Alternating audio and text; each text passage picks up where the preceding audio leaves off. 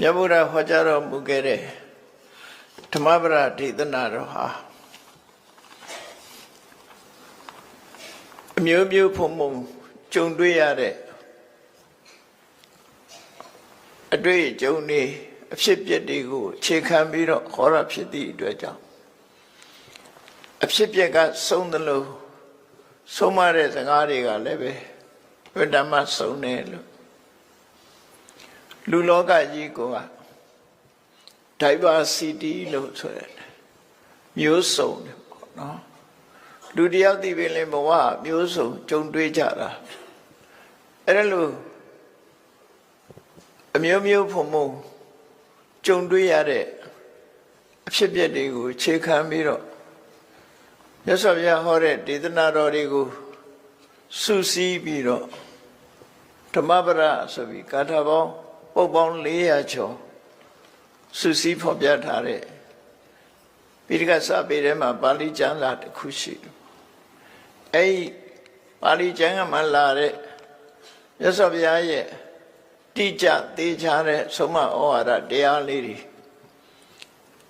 အဖြစ်အပျက်ကိုအခြေခံပြီးတော့ဟောထားတာဖြစ်သည့်အတွက်ကြောင့်လက်တွေ့ကျတဲ့အဆုံးအမစကားလေးတွေနာယူမှတ်သားပြီးမိမိတို့ဘဝအတွက်ဘယ်လိုသင်ခန်းစာယူကြမယ်ဆိုတာဟာနာယူမှတ်သားပြီးတဲ့အခါမှာတုံးနဲ့တူ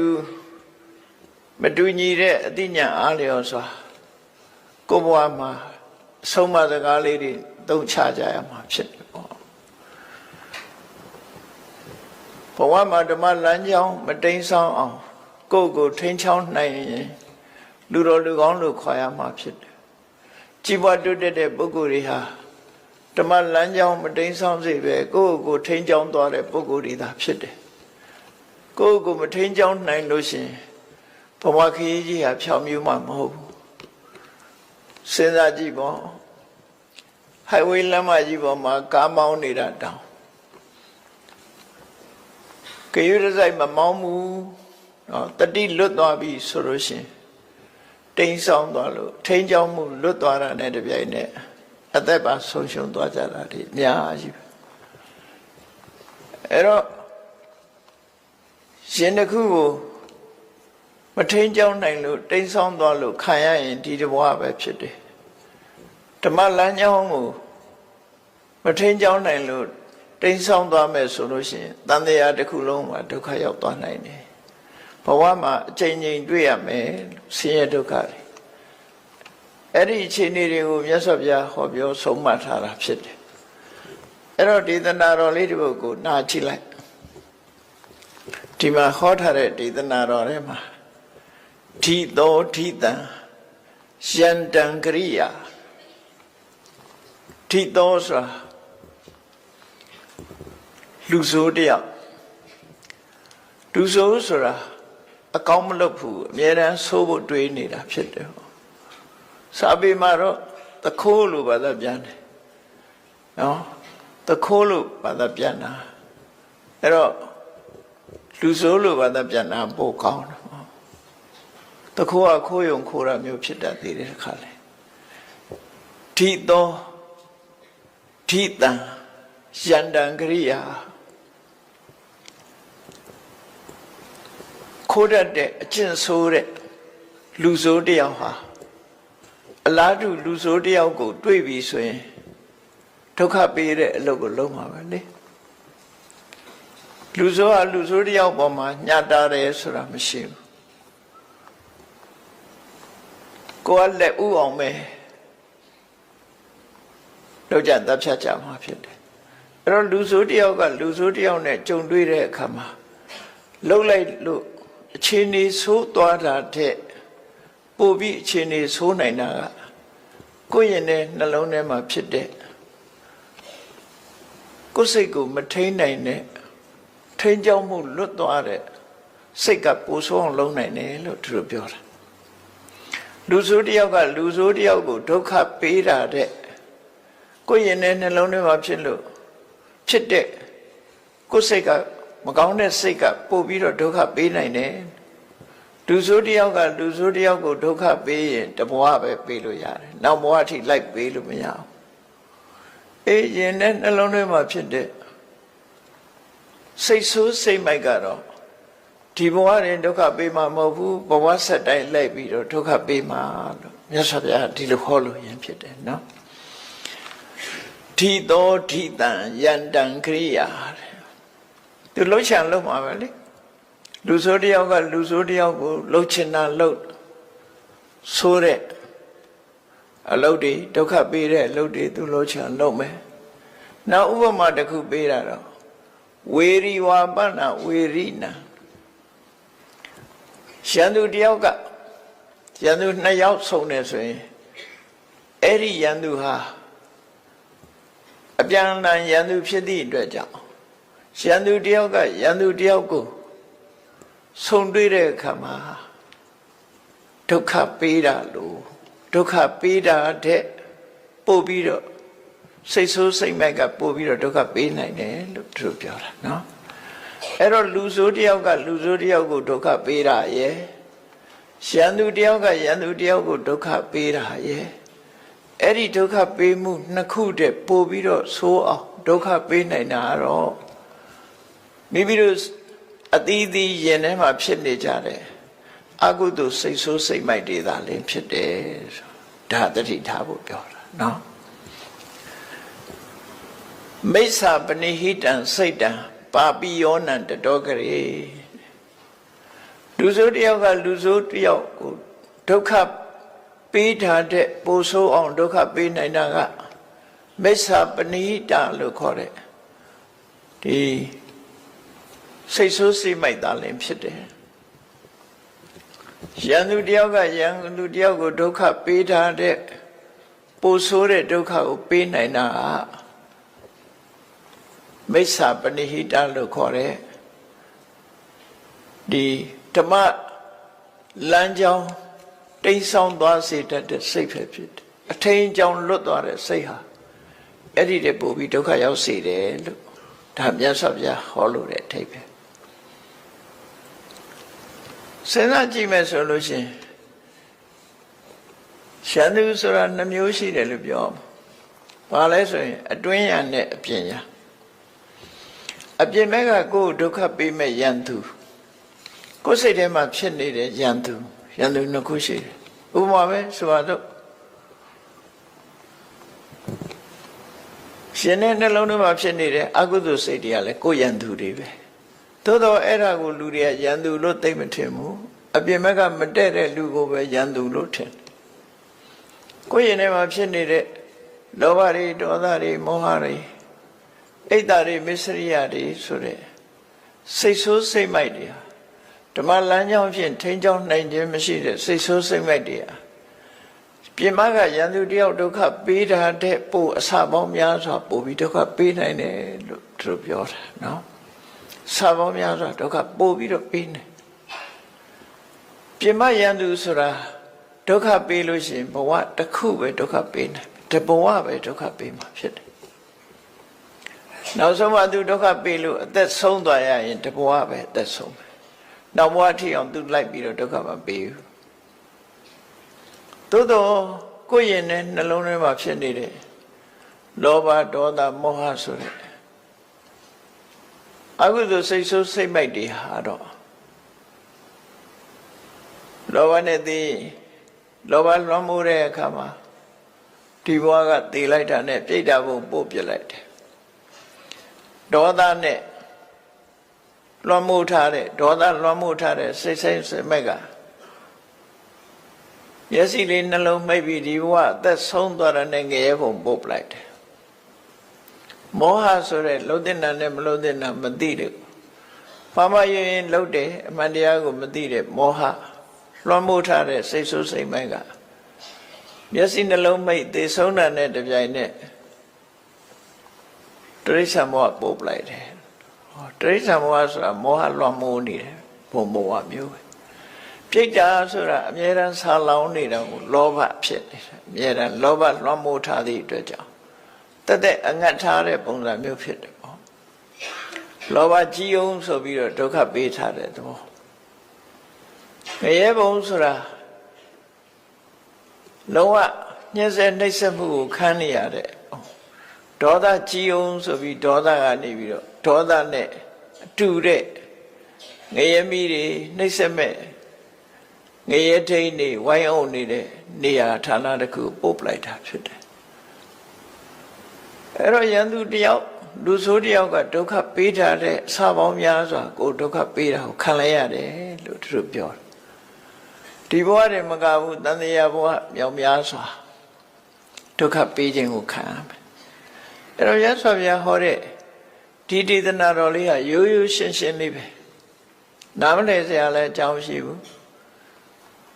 ဓိသောဓိတံယန္တံဂိရာလူဆိုးတယောက်ကလူဆိုးတယောက်ကလူဆိုးတယောက်ကိုလုံနိုင်တာတဲ့ဝေရိဝါပနဝေရိနယန္တုတယောက်ကမိမိယန္တုပေါ်မှာလုံနိုင်တာတဲ့မိစ္ဆာပိပဏိဟိတံစိတ်တံစိတ်ဆိုးစိတ်မိုက်ကလောဘဒေါသမောဟတွေလွှမ်းမိုးနေတဲ့စိတ်ဆိုးစိတ်မိုက်ကပါပိယောနံတတောကရေအဲ့ဒီလူဆိုးကဒုက္ခပေးတာတဲ့ယန္တုကဒုက္ခပေးတာတဲ့ပို့လို့ပို့ပြီးတော့ဆိုးအောင်ဒုက္ခပေးနိုင်တယ်လို့ဒီလိုဆိုတဲ့စကားပဲเนาะအဲ့တော့ဒီဒေသနာတော်လေးဖြစ်ပေါ်လာပုံလေးကိုပြောအောင်မြတ်စွာဘုရားတာဝတိမြို့မှာသတင်းသုံးတဲ့အချိန်တာဝတိမြို့မှာပစ္စည်းဥစ္စာကြွယ်ဝချမ်းသာတဲ့အနာရဝိတ္ထေကြီးရှိတယ်အဲ့ဒီအနာရဝိတ္ထေကြီးရဲ့စီးပွားရေးကိုကြည့်မယ်ဆိုလို့ရှိရင်အိန္ဒိယနိုင်ငံရှေးခေတ်ကတထေးတွေဟာလေယာစိုက်ပျိုးမှုလည်းလုပ်တယ်နွားမွေးမြူမှုကိုလည်းလုပ်တယ်ပေါ့အသာတစားတဲ့ဟာမျိုးမဟုတ်ဘူးနှိုးစားနွားမတွေမွေးတယ်နွားမွေးမြူရေးလုပ်တယ်အနာရဝိတ္ထေကြီးရဲ့နွားခြံကိုထိမ့်သိမ်းဆောက်ရှောက်တဲ့နာရဝိတ္ထေကြီးရဲ့နွားအုပ်ကြီးကိုအကောင်မောင်းမလို့ဆိုတာတော့အများကြီးဖြစ်မှာပေါ့နော်ဝိသခာရဲ့နွားအုပ်ကအရေးအတွက်တော့မရှိဘူး6မိုင်လောက်လမ်းပေါ်မှာအပြည့်သွားနေတဲ့နွားအုပ်သူ့နွားအုပ်ကြီးလွတ်လိုက်မယ်ဆိုရင်6မိုင်လောက်လမ်းပြည့်ပခုံးချင်းထိပြီးသွားနေတဲ့နွားအုပ်အကောင်နဲ့ပြောတာမဟုတ်ဘူးနော်မိဘကဒီအိမ်တော်ရသားချပေးတဲ့အခါမှာပေးလိုက်တဲ့နွားအုပ်ချမ်းပေးလိုက်လို့ခုံပြီးတော့လိုက်သွားတဲ့နွားအုပ်တင်မဲ့အကောင်ရေးဟာ1,600,000ရှိတယ်သူဆိုတယ်အဲ့ဒါပဲရည်အတွက်ပြတယ်ကျန်တဲ့နွားတွေရဲ့အကောင်ရည်အတွက်ပြောအဲ့တော့နာရဝိတ္ထေကြီးကလည်းသူမွေးမြူထားတဲ့နွားတွေကိုထိမ့်သိမ်းဆော့ဆော့တဲ့နွားထိမ့်မုံထိမ့်ဤပညာရက်ကိုတက်ရသေးတယ်ရှေးကဒီတိုင်းလေးနွားကိုစက်ချက်မောင်းတာနဲ့နွားကြောင်သားလို့ခေါ်တာမဟုတ်ဘူးနွားကြောင်သားတွေလိုက်နာရမယ့်အချက်တွေအများကြီးရှိတယ်နွားနဲ့ပတ်သက်ပြီးတော့ဆေးကုတာအစသူတို့တတ်တဲ့ပညာတွေရှိတယ်အကုန်လုံးအဲ့ဒါတွေကိုတတ်တယ်နွားကိုထိမ့်မုံထိမ့်နည်းကစပြီးတော့အကုန်လုံးနွားတွေကိုမတန်တင်နာတို့ကအစအကုန်လုံးသူတို့နဲတဲ့နွားတွေမဟုတ်ဘူးထိရတာပေါ့နော်သူဟာအနာရဝိတ္ထေကြီးရဲ့နွားတွေကိုသူ့အောက်ကလည်းလူတွေအများကြီးရှိမှာပေါ့အုပ်ချုပ်ပြီးတော့ထိမ့်သိမ်းဆော့ရှောက်ရတဲ့ရွာကြီးမြို့ကြီးလောက်နေရာကြီးတစ်ခုမှာထိမ့်သိမ်းဆော့ရှောက်တဲ့ချမ်းသာကြွယ်ဝတဲ့လူတယောက်တဲ့သူ့နာမည်ကနန္ဒာရေးတဲ့အခါကျတော့နန္ဒောခောပါလကောဆိုတာနန္ဒာဆိုတဲ့နွားချောင်းသားလို့စာပေမှာဒီလိုလုပ်တယ်နွားချောင်းသားစာပေမှာတခါတလေခွဲပြီးတော့သုံးတာရှိတယ်ခောပါလကဆိုခောဆိုတာနွားပါလကကဆောင်းလျှောက်တာနွားတွေကိုထိန်းချောင်းတဲ့ပုဂ္ဂိုလ်ခောပဆိုတဲ့စကားလုံးရှိသေးတယ်ခောပါလကနဲ့ခောပနဲ့ဘာကွာတော့ဆိုလို့ရှိရင်သူများနွားကိုအငှားကြောင်းရတဲ့လူကိုခောပါလကလို့ခေါ်ပြီးတော့ကိုနာကိုနွားမွေးမြူရေးလုပ်ပြီးတော့ထိန်းတဲ့ပုဂ္ဂိုလ်ကြတော့ခောပါဒီလိုခွဲပြီးတော့ဆိုတာလည်းရှိတယ်နော်တဏိယဆိုတဲ့တထေးကြီးက သူကိုယ်တိုင်ကိုတဏီယောခေါ်ပေါ်ဆိုနွားတစ်ထေကြီးနွားတွေကိုထိန်းချောင်းနေပုဂ္ဂိုလ်တဏီယာနေတဏီယာနွားတွေရေကြီးရာမျက်နှာရာရှေ့ပြီးတော့နွားအုပ်ကြီးနဲ့ရောက်တဲ့နေရာမှာစခန်းချပြီးတော့နေတာသူကဒီနန္ဒဆိုတဲ့နွားကြောင်သားကြီးကအနာရဝိန်တတိရဲ့နွားတွေကိုထိမ့်သိမ်းရတဲ့ပုဂ္ဂိုလ်ဖြစ်သူကိုယ်တိုင်ကလည်းချမ်းသာကြွယ်ဝတယ်လို့ပြောတယ်အမှန်တမ်းချမ်းသာကြွယ်ဝတယ်ယမယင်္ခနာရဝိန်တတိကြီးစီသွားပြီးတော့ဘာတွေပေးရတော့ဆိုနွားနုပေးရတယ်ထောပတ်ပေးရတယ်ဒိန်တို့ဘာလို့ပေးရတယ်အနာရဝိန်တတိရဲ့နွားချံကထွက်တာတွေမှလည်းအနာရဝိန်တတိအိမ်ကိုသွင်းရတာပေါ့သူကတော့အမြဲတမ်းချမ်းသာကြွယ်ဝတယ်သူကနောက်ပိုင်းမှာခဏခေတ်လိုပဲလူဆိုတာသူကချမ်းသာကြွယ်ဝတဲ့အခါကျတိုက်ပြည်အုပ်ချုပ်တဲ့ဘုရင်တွေကအခွန်လိုက်တယ်နွားဘယ်နှကောင်ရှင်ဘလောက်ပေးရမယ်ဆိုပြီးတော့အခွန်တော်တွေလိုက်ပြီးတော့စီးကြတယ်နန္ဒဆိုတဲ့နွားကြောင့်ကအဲ့ဒီအခွန်ရှောင်တဲ့အနေနဲ့သူကယသိအသွင်ဝတ်ပြီးနေတာနော်အခွန်မကောက်အောင်အခွန်ရှောင်တာလေယသိဝတ်ပြီးတော့နွားတွေကိုထိမ့်သိမ်းဆောက်ရှောက်တယ်ဒါပေမဲ့သူကအတော်ကိုချမ်းသာတယ်လို့အခွန်ရှောင်တဲ့အကျင့်ကဘုရားလက်ထက်ကလေးရှိတာပေါ့ခဏခေတ်မှာရှိတာပေါ့ဟုတ်တာပေါ့ကိုဟာဘသူကပေးခြင်းမလို့နော်အခွန်ရှောင်တဲ့သူကခွန်ရှောင်မှုအတွက်ယသိအောင်ဆိုမြတ်စွာဘုရားလက်ထက်တုန်းကကေနိယဆိုတဲ့ယသိဟာယသိအစစ်မဟုတ်ဘူးအခွန်ရှောင်မှုအတွက်ယသိလို့ဝတ်နေတာသူလည်းနွားကြောင်နွားတွေနဲ့နွားအုပ်ကြီးကိုမွေးမြူတဲ့ပုဂ္ဂိုလ်ပဲဒီနန္ဒဆိုတဲ့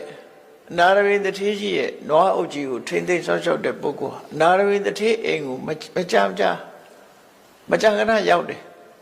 နွားတို့ပို့တယ်ဆိုတော့တစ်ခွက်တလေပို့တာမဟုတ်ဘူးတထေအိမ်စားလောက်အောင်ပို့ရမှာနော်တထေရဲ့မိသားစုတွေအကုန်လုံးအလုံးနွားတို့ပို့တယ်ထောပတ်ပို့တယ်ခုခေတ်ဒိန်တို့ဘာလို့လိုဟာမျိုးတွေပို့တယ်အဲ့လိုပို့ရင်နာရဝိန်တထေကြီးကလည်းဘုရားကိုအမြဲတမ်းဆွမ်းအိမ်မှာဆိုလို့ရှိရင်နေ့စဉ်အပါ2000ဆွမ်းကတ်တာဘုရားမှုရှိတဲ့တန်ဃာတွေသူ့အိမ်မှာနေ့စဉ်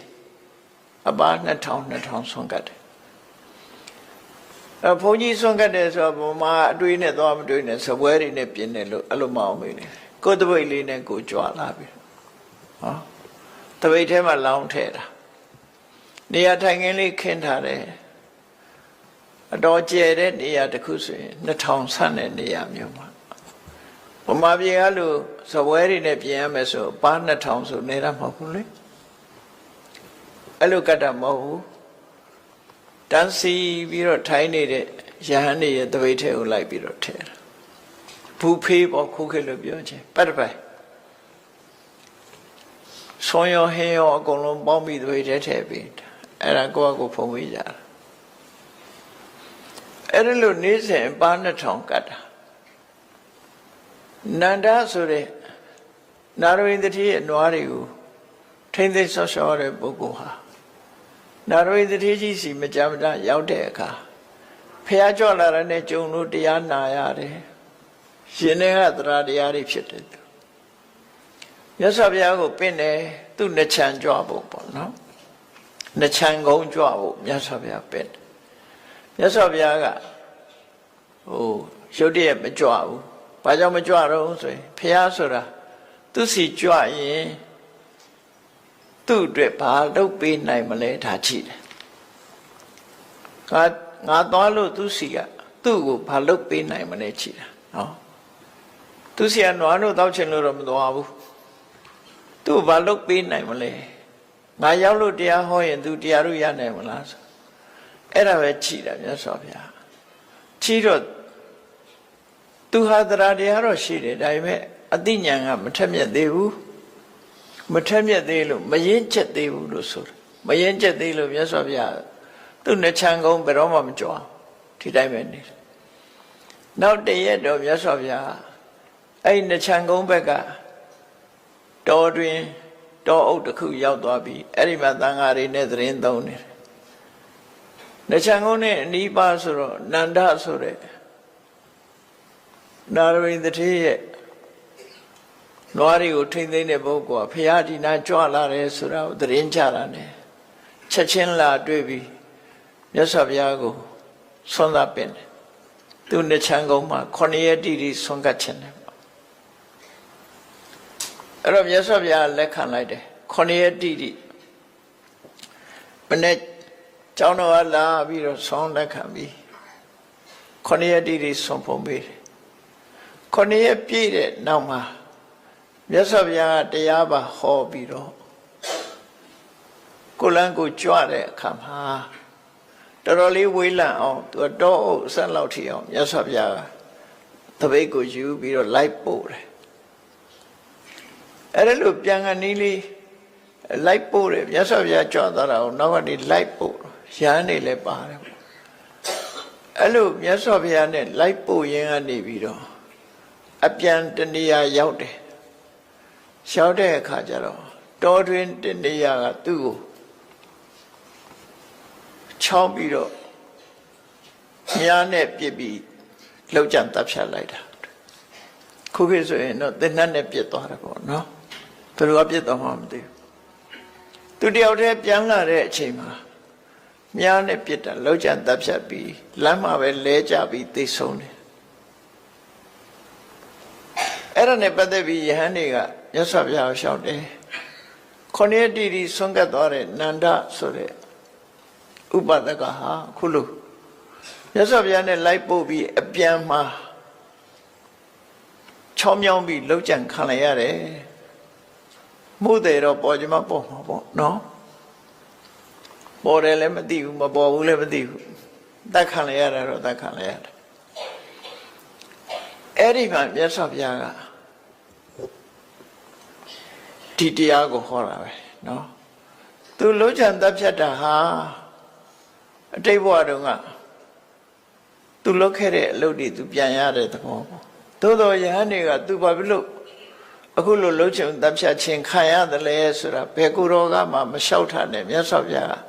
ဘယ်တော့မှမလုပ်ခဲ့တယ်ဆိုတာတော့မပြောဘူးဟောမတော်ဘူးဟောမတော်တာမေးမှဟောတာမြတ်စွာဘုရားဒါကြောင့်မို့အဲ့ဒါတော့မသိလိုက်ရဘူးပေါ့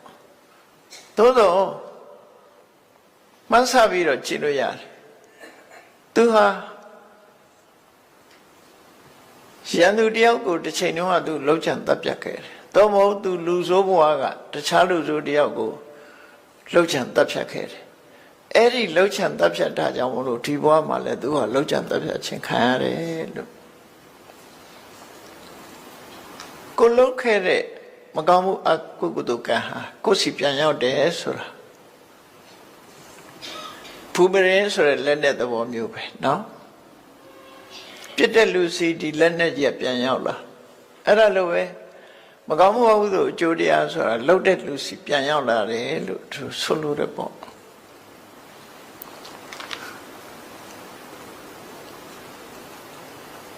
ကောင်းတာတွေလှုပ်သွားရခြင်းဟာသူ့ဘဝမှာတော့အမြတ်ပဲသို့တော့အကြောင်းမဲ့တော့သူကလှုပ်ချံတပ်ဖြတ်တာခံရတာမဟုတ်ဘူးသူလှုပ်ခဲ့တဲ့အကုသိုလ်ကံကြွေးကိုပဲသူဆက်ရတာဖြစ်တယ်ရှင်မမောဂလမထေရကြီးတောင်မှအကျွေးဆက်ရတယ်လေတစ်ချိန်တုန်းကမိဘနှစ်ပါးကိုသူလှုပ်ချံတပ်ဖြတ်ခဲ့တယ်အဲ့လိုလှုပ်ချံတပ်ဖြတ်ခံခဲ့သည့်အတွက်ကြောင့်ဘုရားကယာနာကကာလသီလာဆိုတဲ့ကြောက်တောင်တပါးတဲ့နေတဲ့အချိန်ခိုးသား900ဝိုင်းပြီးတော့ရှင်မမောဂလန်ကိုဝိုင်းပြီးတော့ရှိုက်ပုတ်ထုနဲ့အယိုးတွေထိအောင်ကြေမွအောင်လုပ်ပြီးတော့ခြုံမော်ပစ်ထားလိုက်တာဟောခြုံမော်ပစ်ထားရတာဘယ်သူတွေလုံးကြံတပ်ဖြတ်သွားတယ်ဆိုတာတော့နောက်ပိုင်းမှာပေါ်တယ်သူတို့ခိုးသား900လူဆို900ပူပေါင်းပြီးတော့လှုပ်သွားတာလက်ထောက်ချတာဘယ်သူချတာတော့ဘယ်သူကခိုင်းတာတော့ဆိုတာတွေလည်းပေါ်တယ်ပေါ့နောက်ပိုင်းတော့အဲ့တော့ခုစကားအနေနဲ့ဒီဘဝအနေနဲ့ပြောလို့ရှိရင်တော့ရှင်မမောဂလန်လှုပ်ကြံခံရတော့လည်းပဲ ဒီလိုပဲလောက်ကြတပ်ပြခံလိုက်ရတယ်လို့တရင်အနေနဲ့ပါမှာပဲအလုံးသိကြမယ်သို့တော့ तू ဘာလုပ်ခဲ့လို့ဒီလိုခံရတယ်ဆိုတာကိုတော့မြတ်စွာဘုရားကပဲဟောပြတာနော်တိတ်တုံးက तू လုပ်ခဲ့တယ်အဲ့ဒီလုပ်ခဲ့တာကို तू အကျွေးဆက်ရတာပဲဖြစ်တယ်လောကမှာကိုလုပ်ခဲ့တာကိုအကျိုးဆက်ကြရမှာဖြစ်တယ်ဒါကြောင့်ဓမ္မလမ်းကြောင်းကတိတ်ဆောက်မသွားအောင်ကိုထိန်းချောင်းမှုလိုတယ်လို့ဆိုတာအဲ့ဒါပြောတာကိုတခုအမှားလုပ်ခဲ့လို့ရှင်အဲ့ဒီအမှားလုပ်ခဲ့လို့တစ်ဖက်သားမှာ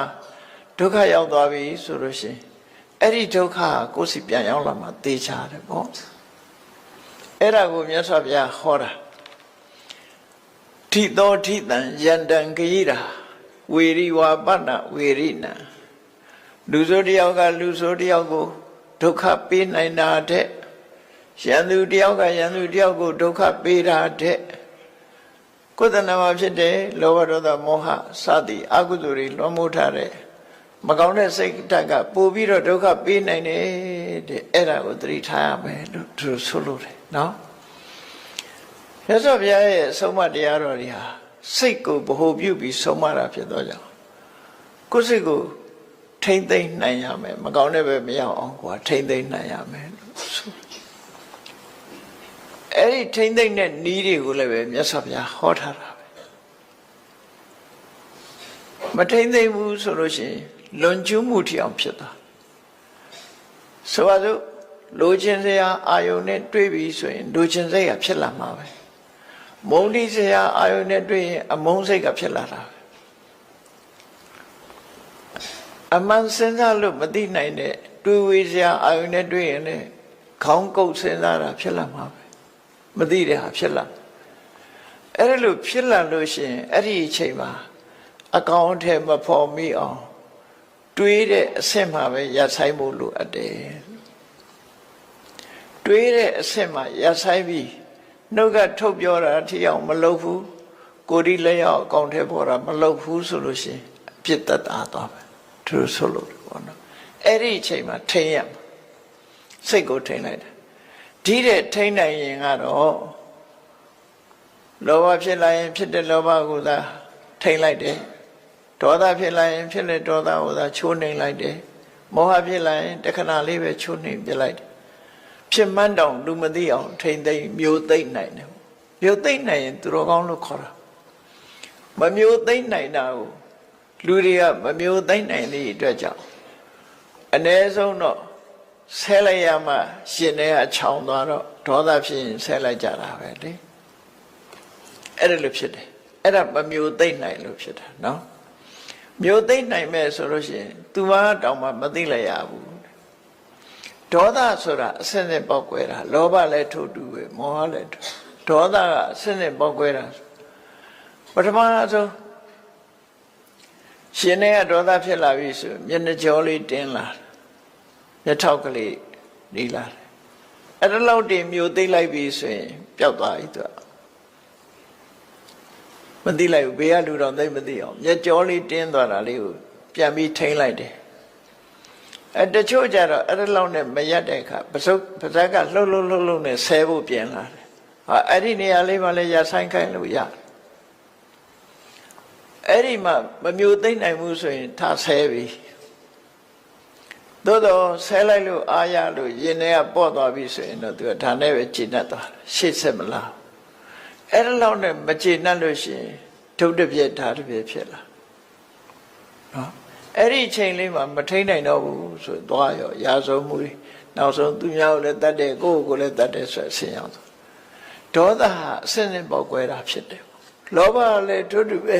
ပေါက်ကွဲလာတတ်တဲ့သဘာဝတရားတွေကိုအာယုံစိုက်ပြီးတော့ကိုယ့်ကိုထိမ့်သိမ်းဆော့ရှောင်နေရမယ်အဲ့ဒီလိုမထိမ့်သိမ်းမဲနဲ့ပြစ်ထားတာကိုမိစ္ဆာပနိဟိတလို့ခေါ်တယ်ကိုယ်စိတ်ကိုမထိမ့်မဲနဲ့ထားလို့ရှိမှန်မှန်ကန်ကန်မစင်စားပဲနဲ့ဒေါသကိုမြောက်ပေးတဲ့စဉ်းစားမျိုးမစဉ်းစားရဘူးငါတို့ကမဟုတ်မခံဘူးကွာဆိုတဲ့ဟာမျိုးမတွေးရဘူးနော်မဟုတ်လေတိခဏအောင်ခံမယ်ဆိုတဲ့အတွေးပဲတွေးရငါတို့ကမဟုတ်မခံဟုတ်ရင်တော့ခံရလားဆိုဟုတ်ရင်သားမခံသေးပြောတော့လူတွေကမဟုတ်မခံဟုတ်ရင်ရောဆိုတော့ဟုတ်ခံဟုတ်လည်းမခံဘူး ဟုတ်လည်းမခံဘူးမဟုတ်လည်းမခံဘူးနားတော့ကောင်းတော့မဟုတ်မခံပေါ့အဲ့ဒါလို့ဖြစ်တယ်အဲ့ဒါလို့ထိမ့်သိမ်းဆောက်ရှောက်ရမယ်ထိမ့်သိမ်းဆောက်ရှောက်မှုမပြုတ်လို့ကာယကံမြောက်ဝစီကံမြောက်လွန်ကျွမ်းမိသွားပြီဆိုရင်ဒီအပြစ်တွေဟာကိုယ်စီပြန်ရောက်လာတော့မှာပဲကိုလုံးလိုက်တဲ့အပြစ်တွေကကိုယ်စီပြန်ရောက်လာဒီလိုမြတ်စွာဘုရားဟောခဲ့တာဖြစ်တယ်နော်ဒီဒေသနာတော်ကိုဟောလို့သဘောကျပြီးကိုယ့်ကိုထိမ့်သိမ်းဆောက်ရှောက်သွားကြလို့ရှိရင်တကယ်လူတော်လူကောင်းပဲဖြစ်မယ်ပေါ့အဲ့တော့ကိုယ်စိတ်ကိုထိမ့်ရမယ်ဆိုတဲ့သဘောမြတ်စွာဘုရားသူများကိုထိမ့်သိမ်းတာတဲ့ကိုယ်စိတ်ကိုထိမ့်သိမ်းမှုလိုအပ်တယ်ဆိုတော့ဟောပြမယ်ဖြစ်တယ်နောက်ဒေသနာတော်တစ်ပုဒ်ကိုကြည့်ကြအောင်ဆိုနတ္တမာတာပိတာကယေရာဝိအညေဝါပိစညာတကာသမ္မာပဏိတံစိတ်တံသေယသောနံတတောကရေတဲ့ဒါတော့သမ္မာပဏိဟိတဆိုကိုယ်စိတ်လေးကိုကောင်းအောင်ထားနိုင်ပြီဆိုလို့ရှိရင်တဲ့အဲ့ဒီကောင်းကောင်းပြုပြင်ထားတဲ့စိတ်လေးဘလို့ကောင်းအောင်ပြုပြင်ထားတာတော့ဆိုဟိုဒေါသထွက်ရင်လည်းဒေါသကိုထိန်းလိုက်တယ်အေးဒေါသထွက်ရင်တော့ဘာကျိုးရှိမှာတော့ဒေါသဆိုးကျိုးကိုပေးတတ်တယ်တော့အကုသိုလ်ဖြစ်အောင်မလုပ်နဲ့ကိုယ့်အကိုနော်လောဘဖြစ်လာလို့ရှိရင်လည်းလောဘကိုစဉ်းစားဆင်ញဉာဏ်နဲ့ထိန်းနိုင်တယ်မောဟဖြစ်လာလို့ရှိရင်လည်းပျောက်ကင်းအောင်ထိန်းသိအဲ့ဒါလို့ထိန်းနိုင်လို့ကောင်းသွားတဲ့စိတ်ကလေးဟာတဲ့နတ္တမာတာပိတာကိရာအမေဖေကလှုပ်ပေးနိုင်တာတဲ့နော်အမေဖေလှုပ်မပေးနိုင်တာတွေထောင်ပေးနိုင်တယ်လို့ဒီစိတ်ကပေးနိုင်အမေဖေကမပေးနိုင်တဲ့စိတ်စိမ်ချမ်းသာတောင်ဒီကိုယ့်ကိုထိမ့်သိမ့်လိုက်တဲ့စိတ်ကောင်းလေးကပေးနိုင်တယ်ဖန်တီးပေးနိုင်တယ်အညေဝါပိစညာတကဆွေတွေမျိုးတွေကကိုယ့်အကောင်းဆုံးဖြစ်အောင်ကိုယ်မလုပ်မပေးနိုင်ပေမဲ့ဟောဒီစိတ်လေးကလုပ်ပေးနိုင်တယ်လို့သမ္မာပဏိတံစိတ်တံသေယသောနံတတောကရေအမေဖေကပေးတာတဲ့ပိုကောင်းတယ်ပိုကောင်းတဲ့အဆင့်ကိုပေးနိုင်တယ်ဆွေတွေမျိုးတွေကကုညီနိုင်တာတဲ့ပေးတဲ့အရာတဲ့ကိုပို့ပြီးတော့ကောင်းပေးနိုင်တယ်လို့သူဆိုလို့တယ်ပေါ့အဲ့ဒါနဲ့ပတ်သက်ပြီးတော့ဘာအကြောင်းကိုခေါ်တာလဲဘာကြောင့်ဒီစကားကိုခေါ်တာလဲဒီကထာလေးရဲ့ဓမ္မရတ္တကိုနားလည်ထားဖို့နော်ရသော်ပြပြောတဲ့စကားဟောကြားတဲ့ဆုံးမတာလေးကိုနားလည်ထားဖို့သမ္မာပဏိဟိတဆိုတဲ့စိတ်ရဲ့တန်ဖိုးကိုမြတ်စွာဘုရားဟောတယ်နော်အမေဖေလုံးမပေးတာတောင်အမေဖေလုံးမပေးတာလုံးမပေးနိုင်တာတောင်ဒီစိတ်ကလုံးပေးနိုင်ဆွေတွေမျိုးတွေမကူညီနိုင်တဲ့အရာတောင်သူကကူညီပေးနိုင်တယ်လို့ဆိုလိုတယ်အဲ့တော့ဒီတရားကိုမြတ်စွာဘုရားဟောတာအကြောင်းတစ်ခုကြောင့်ဟောတာပဲဖြစ်တယ်ဘာလဲလို့ဆိုလို့ရှိရင်ဒီဇလန်းထဲမှာလည်းအဆိုးလည်းပါတယ်အကောင်းလည်းပါတယ်ဒီဇလန်းလေးဖြစ်ပေါ်လာပုံလေးကဘာတော့ဆိုရင်တာဝတိမျိုးနဲ့အလှမ်းกว่าတဲ့နေရမှာသောရိယဆိုတဲ့မြို့လေးတစ်မြို့ရှိတယ်အဲ့ဒီမြို့မှာသောရိယဆိုတာတထေးသားတယောက်ရှိတယ်တငယ်ချင်းအပေါင်းအသင်းတွေနဲ့ရေချိုးမလို့ရှင်းတော့ကတော့ရေချိုးတယ်ဆိုတာမြစ်သွားချိုးကြတာများတယ်ဒီကနေ့ခေတ်လို့ကိုယ့်ရင်ကိုယ်မှာရေချိုးကနေနဲ့ချိုးတာမဟုတ်ဘူးမြစ်ထဲမှာရေကူးကြတယ်ရေကစားကြတယ်မြစ်ကိုသွားချိုးတာဝိသခါတို့လည်းမြစ်ချိုးတာပဲအကုန်လုံးမြစ်ချိုးကြတာတထေးတွေဖရာယဟန္တာတွေလည်းအကုန်မြစ်မှာသွားချိုးကြတာပဲရေချိုးပြီဆိုရင်နော်တခါတော့ကဖရာယဟန္တာတွေမကဘူးရာဇဂိုပြည်ကဗိမိသာရမင်းကြီးတောင်မြစ်သွားရေချိုးတာရှင်မင်းနေတောင်မြစ်သွားချိုးတာနော်မြစ်သွားချိုးတာတခါတော့ကယဟန်တွေကမြစ်မှာရေချိုးနေကြတယ်အတော်နဲ့မပြီးဘူးရေစိန်ချိုးနေကြတယ်ပူတဲ့ချိန်ဖြစ်လေဗေမိသာရမင်းကြီးကလည်းပဲကိုရံတော်တွေနဲ့လာပြီးရေချိုးလို့ရဟန်းတွေမပြီးသေးလို့စောင့်နေဟောချိုးတဲ့အချိန်ကလည်းပဲနေ့လည်းပဲညနေပိုင်းအထိချိုးတာကိုတော်တွေကအတော်နဲ့ဘယင်းလာလာမှန်းသိရတဲ့နဲ့ အတော်နဲ့မပြီးတော့ဆိုင်းနေရကိုရော်ဒီပြီးတော့အချိန်ကတော်တော်လေးနောက်ကျသွားတယ်ဗေမိသာရမင်းကြီးကကိုရော်ဒီပြီးမှရေချိုးတဲ့အခါကျတော့ဘယင်မဲဖြစ်မြို့တကားပိတ်ချင်ရောက်ရင်ချောင်းဆိုပိတ်သွားမြို့တကားရဲ့ဖွင့်ခွင့်မရှိဘူးအဲ့တကမှုမှာအာနာအပြည့်ပေးတာဖြစ်တယ်ဘယ်သူမှဖွင့်မပေးဘူးအဲ့ဒါနဲ့ဗေမိသာရမင်းကြီးကပြင်ပမှာစခန်းချရတယ်အဲ့ဒီညရှေချိုးနောက်ကြပြီနန်းတော့ပြန်ဝင်လို့မရမနဲ့စောကြီးဖះစီသွားတော့ဖះကဘယ်လိုလဲစောကြီးရောက်လာပါလားဆိုသူမနေ့ကတဲ့ရေချိုးထွက်လာတာရဟန်းတန်ဃာတွေရေချိုးနေတာတွေ့တော့သူကစောင့်ရင်းနဲ့မိုးချုပ်သွားတော့မြို့ပြန်လို့မရဘူးဒါကြောင့်ဆိုရဆိုမြတ်စွာဘုရားကိုရော်လေးခေါ်ပြီးဆုံးပါတယ်နော်ဆုံးမပြီးတော့သိက္ခာပုဒ်တစ်ခုပြညတ်လိုက်တယ်ဒီပူတဲ့အိုက်တဲ့အချိန်မှာနော်တစ်ပတ်နှစ်ပတ်အတွင်းကိုရေမချိုးရဘူးဆိုပြီးယဟန်တွေကိုရေမချိုးရဘူးဆိုပြီးတော့သိက္ခာပုဒ်ပြညတ်တာဟောအဲ့ဒါလို့နှစ်ပတ်မှတစ်ခါလောက်ရေချိုးရမယ်ဟာမျိုးမြတ်စွာဘုရားပြညတ်လိုက်တာအဲ့ဒါနဲ့ယဟန်တွေကနေ့စဉ်ရေချိုးလို့မရတော့သို့တော့မြမပြည်ကကိုရော်တွေဘာကြောင့်ချိုးတော့ဆိုဗမာပြည်အတွက်ကအထူးမစ္စည်းမဒေသမှာသာပြည့်ညတ်ပြီးတော့မစ္စည်းမဒေသရဲ့အပြင်ဘက်ကဒေသတွေမှာကြတော့ရှေးကြိုက်တော့ချိုးဝင်ပေးထားတယ်ဒါဝိနည်းသိက္ခာပေါ်မှာပါတာနော်ဝိနည်းသိက္ခာပေါ်မှာပါတာမစ္စည်းမဒေသမှာဆိုရင်မချိုးရဘူးတဲ့အဲ့သိက္ခာပေါ်ရှိတယ်အဲ့တော့ဒီမှာရေသွားချိုးတဲ့အခါသောရိယတထေသရေသွားချိုးတော့မြို့ပြင်ထွက်မြစ်စိတ်လားအဲ့ဒီမှာရှင်မကိစ္ဆနာဆိုတာပုံနာမျိုးရှုပ်ကအမတမချောတဲ့အသားလေးကဝါဝင်းနေတယ်နော်နာရန်လေးကတွဲယောက်ျားချောတာပေါ့ဒီမှာပါနော်ယောက်ျားချောမို့မိန်းမချောတာဖြစ်ခေါင်းဖြစ်လိမ့်မယ်အလွန်ချောတဲ့အခါကျတော့အဲ့သောရိယတထေသရှင်မကိစ္ဆနာကိုကြည့်ပြီဒီကိုတော့အသားရည်လေးကလှလိုက်တာနော်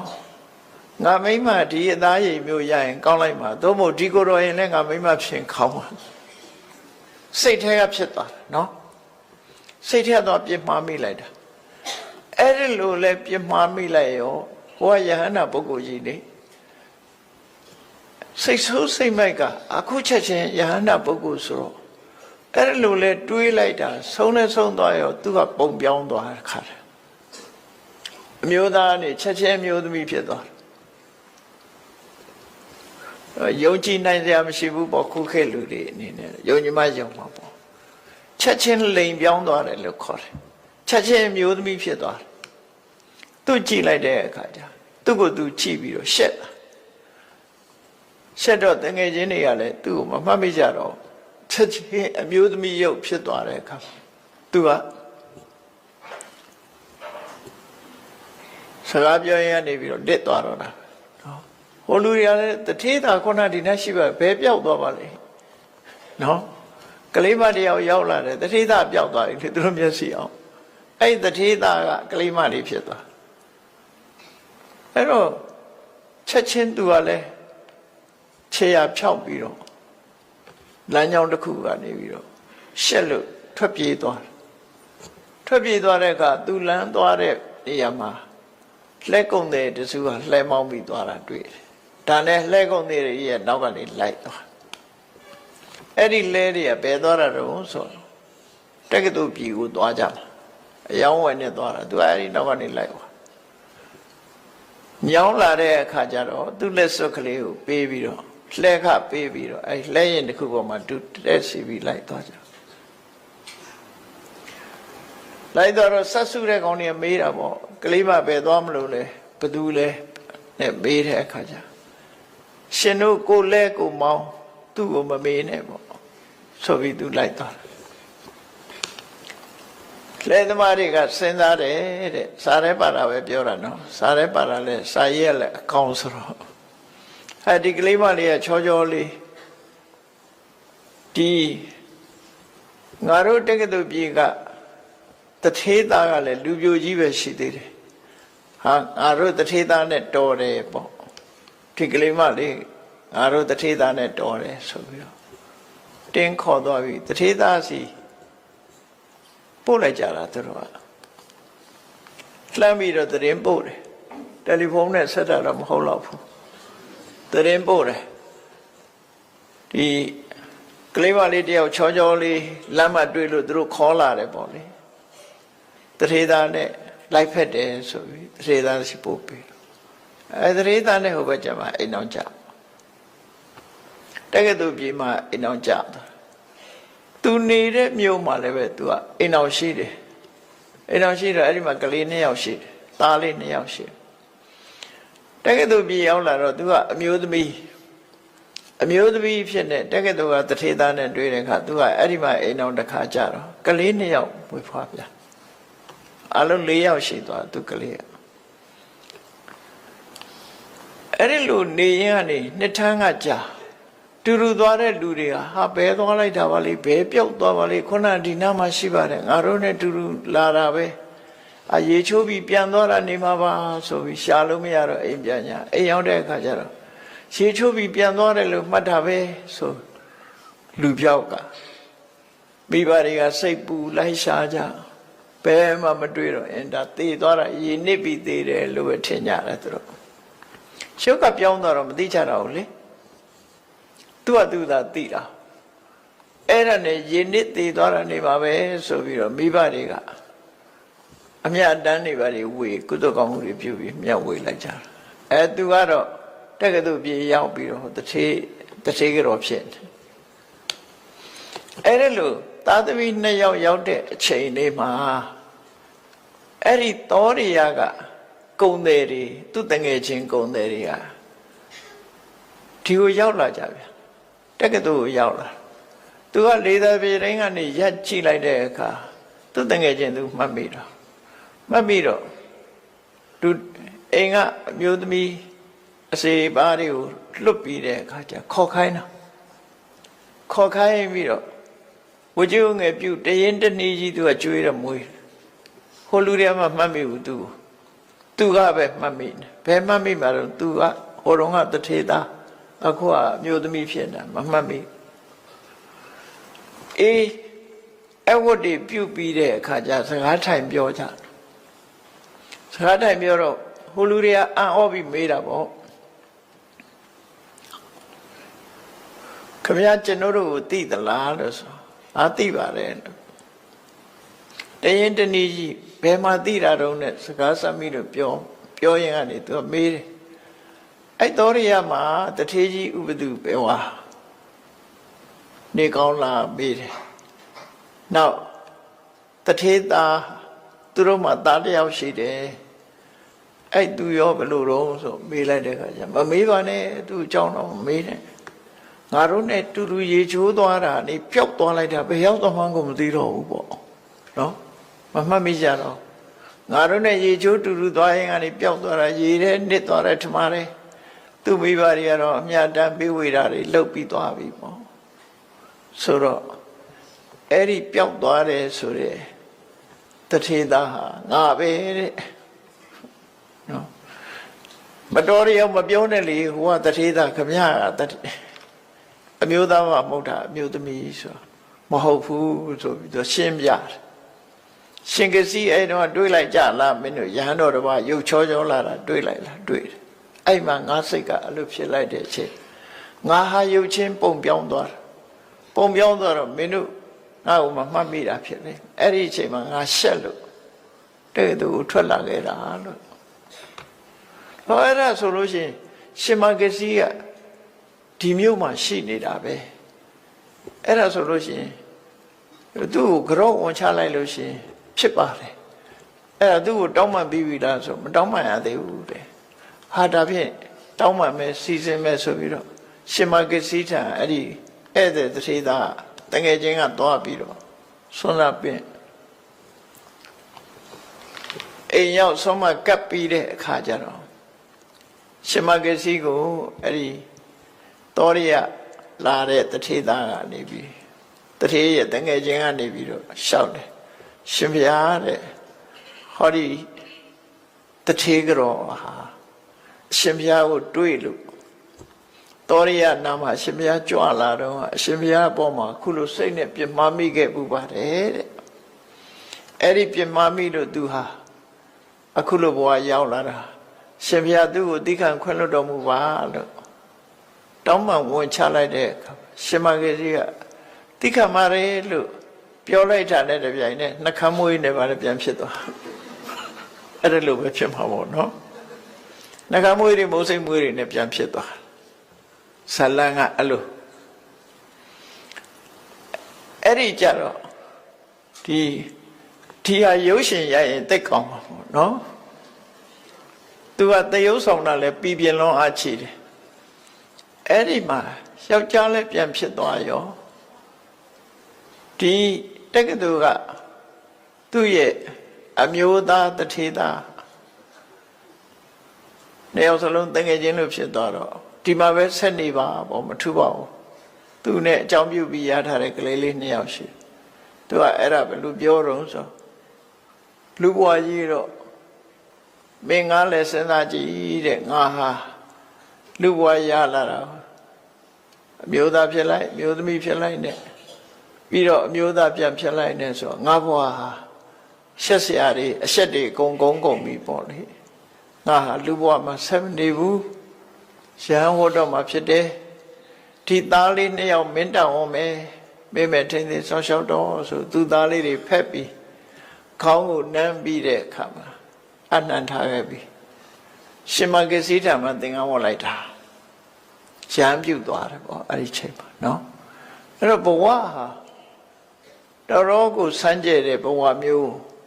ခြုံတွေးရတာဖြစ်တယ်အဲ့ဒီလိုရောဖြစ်နိုင်သလားလို့ဆိုဖြစ်နိုင်တယ်ပေါ့နော်တာမန်အနေထားတယောက်တော့မှမြတ်စွာဘုရားဟောတာတဲ့ရှိခေတ္တလိမ်ပြောင်းတယ်ဆိုတာရှိတယ်အဲ့နေရင်ကနေပြီးတော့ရဟန်းတော်တစ်ပါးဟာလိမ်ပြောင်းသွားတယ်မနေ့မိုးလင်းတဲ့အခါကျတော့အမျိုးသားဘဝကနေအမျိုးသမီးဖြစ်သွားအဲ့ကြတော့ဘိက္ခုနီတွေစီသွားနေရတယ်သူဟာအရင်တော့ဘိက္ခုတွေစီမှရခံအဲ့ပြဿနာပေါ်လာတဲ့အခါမြတ်စွာဘုရားဆုံးမပေးတယ်ဆုံးဖြတ်ပေးတယ်ပေါ့အေးထပ်ပြီးတော့ယဟန်ခံကြမလို့ဘူးယဟန်ဘဝတုန်းကယဟန်ခံထားတဲ့အတိုင်းပဲဘိက္ခုနီတွေစီပဲပြောင်းပြီးတော့နေတော့လို့အဲ့လိုခွင့်ပေးဘူးတယ်ဘိက္ခုကလည်းဘိက္ခုနီဖြစ်သွားတာပဲနော်လိမ်ပြောင်းသွားတာမျိုးတွေဖြစ်တတ်တယ်တဲ့ဒီတထေးသားကတော့အမျိုးသားဘဝနဲ့အမျိုးသမီးဖြစ်တောင်းပန်လိုက်တဲ့အခါကျတော့အမျိုးသမီးဘဝနဲ့အမျိုးသားပြန်ဖြစ်ဒီလိုပြန်ဖြစ်တာလောကကြီးဟာလူရဲ့စိတ်ကြောင့်ပြောင်းလဲမှုတွေဆိုတာဖြစ်နိုင်တယ်ဆိုတဲ့အကြောင်းအမျိုးသားတန်တရားမှာတော့အမျိုးသားကြီးပဲဖြစ်ဖူးတယ်အမျိုးသမီးမဖြစ်ဖူးဘူးဆိုတဲ့လူမရှိဘူးတဲ့အမျိုးသမီးကြီးပဲဖြစ်ပြီးအမျိုးသားမဖြစ်ဘူးဆိုတာလည်းမရှိဘူးအဲ့တော့အမျိုးသားလည်းဖြစ်ဖူးကြတယ်အမျိုးသမီးလည်းဖြစ်ဖူးတယ်ဒီလိုရှိတယ်ဒါဖြင့်ဘာကြောင့်ဒီအမျိုးသားဖြစ်ပါလေနဲ့ဘာကြောင့်အမျိုးသမီးဘဝရောက်တယ်လဲဆိုလို့ရှိရင်အိမ်တော်ရေးဖောက်ပြန်တဲ့လူတွေဟာအမျိုးသမီးဘဝရောက်သွားတတ်တယ်တို့ဆိုလို့တယ်နော်အဲ့လောက်ဆိုသဘောပေါက်ပြီအိမ်တော်ရေးဖောက်ပြန်တဲ့လူတွေဟာအမျိုးသမီးဖြစ်သွားနိုင်တယ်ရှင်အနန္ဒမထေရမြတ်ဟာရွှေပရိသတ်ဘဝမှာအိမ်တော်ရေးဖောက်ပြန်မှုတွေသူတစ်ပါးရဲ့အိမ်တော်နေနဲ့လွန်ကျူးမှုတွေလုပ်သည့်အတွက်ကြောင့်ပရဒ္ဒါရကံလို့ခေါ်တယ်ပေါ့သူတော်ဘာသမယနဲ့ပြစ်မှားတဲ့ပုဂ္ဂိုလ်ဟာရှင်အနန္ဒကိုယ်တိုင်ကတန်တရားထဲမှာဒီပြစ်မှုကိုကျူးလွန်ခဲ့ဘူးတယ်ကျူးလွန်ခဲ့သည့်အတွက်ကြောင့်ငရဲကြတယ်ငရဲကြပြီးငရဲကလွတ်လာတဲ့အခါမှာအမျိုးသမီးဘဝ14ဘဝဖြစ်ခဲ့တယ်နော်ရှင်အနန္ဒအမျိုးသမီးဘဝ14ကခုနှစ်ဘဝကြတော့အမျိုးသားဖြစ်တဲ့အခါမှာတင်းကွက်ချင်းခံရတယ်သူဆိုလို့အဲ့လိုဒုက္ခပေးတာခါအဲ့မျိုးသမီးတွေကရောအမျိုးသားဖြစ်ခွင့်မရှိဘူးလားဆိုဖြစ်ခွင့်ရှိတယ် အမျိုးသမီးတွေကအမျိုးသားဖြစ်ချင်တယ်ဆိုလို့ရှိရင်တဲ့အမျိုးသမီးဘဝစိတ်ကုန်တာဖြစ်ရမယ်အမျိုးသားဖြစ်ချင်တဲ့ဆန္ဒရှိရမယ်ရှိပြီးတော့ကုသိုလ်ကောင်းမှုလုပ်ပြီးတော့ဆုတောင်းမယ်ဆိုရင်အမျိုးသားဖြစ်တယ်ဒီလိုဆိုလို့တနည်းအားဖြင့်လဲကိုယ်မှအိမ်တော်ရှိတယ်ဆိုလို့ရှိရင်အိမ်တော်ဘက်အမျိုးသားအပေါ်မှာရိုးရိုးသေးသေးဆက်ဆံပြီးတော့ကုသိုလ်ကောင်းမှုလုပ်လို့ရှိရင်လည်းပဲအမျိုးသားဘဝရတယ်လို့စာရမဒီလိုရေးထားနော်မျိုးသားဘဝရတယ်လောကနိတိကျမ်းမှာလည်းပဲဒီတိုင်းဆိုထားတာလေးတွေရှိတယ်ပေါ့ရှေးခေတ်ကတော့လောကနိတိသင်ကြတယ်ပေါ့ခဏခေတ်မှာတော့မသင်အဲ့ဒါလို့မိမိရဲ့စိတ်ပေါ်မှာမူတည်ပြီးတော့ဖြစ်တာဖြစ်တယ်ပေါ့ကိုဖြစ်ချင်တာကိုဖြစ်လို့ရတာဟာကိုယ့်ရဲ့စိတ်ကောင်းနှလုံးကောင်းပေါ်မှာမူတည်ရင်အကောင်းဖြစ်နိုင်တယ်မကောင်းတဲ့စိတ်ကမကောင်းတဲ့ဘက်ကိုပို့နိုင်တယ်တဲ့ကောင်းတဲ့စိတ်နဲ့လုံးမယ်ဆိုရင်ကောင်းတာကိုပေးနိုင်အမေဖေတွေကချစ်လာပါတယ်ဆိုတဲ့သားသမီးကိုငွေကြေးဒဏပေးနိုင်တယ်လုံးလုံးငွေကြေးဒဏပေးနိုင်တယ်ချမ်းသာအောင်ထားနိုင်တယ်သို့တော့စကြဝဠာမင်းဘဝကိုသားသမီးကိုပေးလို့မရဘူးနတ်ပြည်ရောက်အောင်လည်းမလုပ်နိုင်ဘူးနိဗ္ဗာန်ရောက်အောင်လည်းလုပ်မပေးနိုင်ဘူးပညာတတ်ကြီးဖြစ်အောင်လည်းလုပ်မပေးနိုင်ဝိသခာရဲ့မိဘတွေဟာကြီးကြီးတက်နေအောင်ချမ်းသာတော်လည်းပဲပစ္စည်းဥစ္စာသာပေးနိုင်တာတခြားမပေးနိုင်ဘူးလို့ဆိုလို့တယ်အဲ့တော့မိဘတွေကလုပ်ပေးနိုင်တာအတိုင်းအတာတစ်ခုပဲဒါဖြင့်မိဘတွေတဲ့ပို့ပြီးတော့ကောင်းအောင်လုပ်ပေးနိုင်တာတော့ကိုယ့်ရင်ထဲနှလုံးထဲမှာဖြစ်တယ်စိတ်ကောင်းနှလုံးကောင်းပဲဖြစ်တယ်စိတ်ကောင်းနှလုံးကောင်းဆိုတာဘာတော့မေတ္တာနဲ့လွှမ်းခြုံထားတယ်နော်မေတ္တာနဲ့လွှမ်းခြုံထားတဲ့ကရုဏာနဲ့လွှမ်းခြုံထားတဲ့စိတ်မုဒိတာနဲ့လွှမ်းခြုံထားတဲ့စိတ်ဥပိ္ပခာနဲ့လွှမ်းခြုံထားတယ်ပြမစိုးတရားတွေနဲ့လွှမ်းခြုံပြီးတတ္တာတို့အလောဘတို့အရောဓတို့အမောဟတို့ဆိုတဲ့မွန်မြတ်တဲ့စိတ်နှလုံးတွေကစိတ်နှလုံးတွေနဲ့လွှမ်းခြုံထားတဲ့တမ္မာပဏိတဆိုတဲ့ဓမ္မဖြင့်ထိန်းချောင်းထားတဲ့တိမ်းဆောင်မှုမရှိတဲ့စိတ်ကလေးကတော့အလုံးကိုလုပ်ပေးနိုင်တယ်လို့သူတို့ဆိုလို့တယ်ပေါ့နော်အကောင်းဟုသမျှနောက်ဆုံးမှနိဗ္ဗာန်ရောက်အောင်လည်းလုပ်ပေးနိုင်တယ်မျိုးသမီးကမျိုးသားဖြစ်ခြင်းနဲ့ဆိုရင်ဒီစိတ်ကလုပ်ပေးနိုင်ဒီလိုဆိုလို့တယ်ပေါ့နော်ဘဝမှာအကောင်းဆုံးဆိုတာကိုရယူပေးနိုင်တာကိုယ့်ရင်ထဲမှာရှိတဲ့စိတ်ပဲဖြစ်တယ်ဘာကြောင့်စိတ်ကိုပြောတာလဲလို့ဆိုရင်ဒီစိတ်ကအခြေခံပြီးတော့သွားတာမဟုတ်စိတ်ကိုပြောတာလောကလူတွေဟာအကောင်းလုပ်တာလဲစိတ်ကရှေ့ဆောင်တယ်မကောင်းတာလုပ်ရင်လဲစိတ်ကရှေ့ဆောင်တာဖြစ်တယ်အဲ့တော့ကောင်းတာတွေရှေ့ဆောင်သွားတဲ့စိတ်ဒီကောင်းတာကိုဖော်ဆောင်ပေးနိုင်တော့မကောင်းတဲ့အရာတွေနဲ့ပူးပေါင်းပြီးရှေ့ဆောင်သွားတဲ့စိတ်ဒီမကောင်းတာတွေကိုဖော်ဆောင်သွားမှာဒါမှမဟုတ်မကောင်းကျိုးတွေကိုပေးနိုင်တယ်တဲ့အဲ့တော့ကောင်းကျိုးမကောင်းကျိုးပေးမှုဒီစိတ်နဲ့ပတ်သက်တယ်မိစ္ဆာပနိဟိတစိတ်ဆိုတာမကောင်းတဲ့ဘက်မှာမကောင်းတဲ့အရာတွေလွှမ်းမိုးထားတဲ့စိတ်ကိုမိစ္ဆာပနိဟိတစိတ်လို့ခေါ်တယ်ကောင်းတဲ့အရာတွေ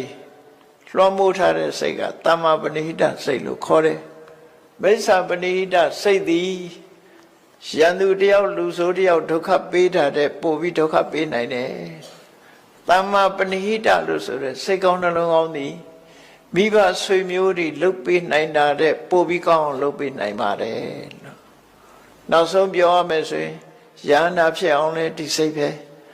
ဘိစိကဗုဒ္ဓဖြစ်အောင်လဲဒီစိတ်ပဲဖရာဖြစ်အောင်လဲဒီစိတ်ပဲတန်တရားဝကလွတ်ဖို့ရဆိုတာလဲဒီတမ္မာပဏိဒစိတ်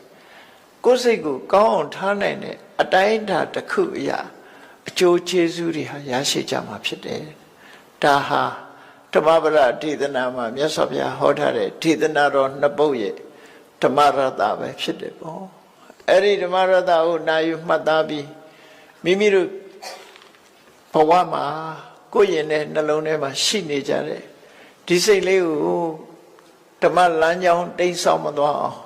ထိန်ကြောင်ပြုပြင်ကြရမှာဖြစ်တယ်ဆိုတာကိုယ်စီသိရှိနားလည်ပြီးမြတ်ဗုဒ္ဓရဲ့အဆုံးအမတိုင်းကျင့်သုံးနေထိုင်နိုင်ကြပါစေကုန်သတည်း